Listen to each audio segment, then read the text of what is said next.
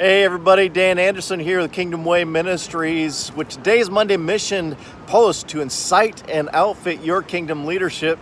This is week 6 of this series from Nehemiah, and I am on a beautiful beach here in Pawleys Island, just south of Myrtle Beach, taking some training. But as I mentioned last week in the post, when we say yes to God, it's not always easy like I'm having it this week. Nehemiah's case in point, when he said yes to building the wall around Jerusalem as his calling to fulfill in his kingdom leadership, he faced tremendous opposition left and right, and it was constant and incessant.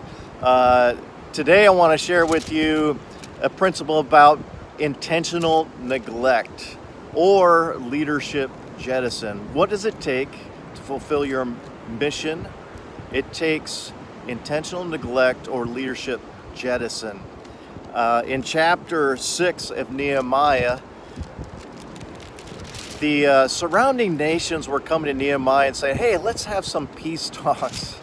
Let's just see what we can do together instead of being in opposition. But it was a ruse, and Nehemiah saw right through it. And if we're walking with the Lord, we can easily discern when such collaborative efforts are really not of the Lord, and just don't even go there. And it says here in chapter 6, I am carrying on a great project. I cannot come down to you. Why should I stop the work while I leave this and go down to you? 4 times a day, it says that they came with this message. And sometimes, isn't it true, my friends, that you get distracted 4 times a day, 5 times a day, with calls, with emails, with maybe talks of partnership, whether you're in business or church ministry or nonprofit ministry. And certainly God has times where He wants us to be in partnership. He wants us to collaborate, and He wants us to step into divine interruptions. But in this case, Nehemiah saw right through that, and saw that it was something he needed to be intentional about neglecting. And if you think of a cargo ship, sometimes we just need to look at all that's going on in our lives, all that we're doing, and practice intentional neglect, what we say no to, and stop doing lists. Sometimes it's just as important, if not more important, than our to-do lists. And decide what we're going to throw overboard to lighten the load and keep our focus. There's a shiny object syndrome that's unique, not unique rather, it's true of all of us. It's so easy to get distracted.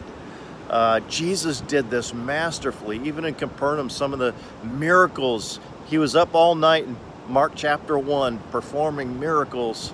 And you know, and most people would say, like the disciples, I would imagine them say, hey, Jesus, we got a great thing going here. Let's just set up shop for a while and enjoy the ride. But Jesus said no. Even to great and good things, He said no. We got to go to the next city and bring the gospel and the message of the kingdom there. And so He was practicing intentional neglect, even with some great things that were happening, to stay focused on God's mission. There's a great book out there called Mission Drift.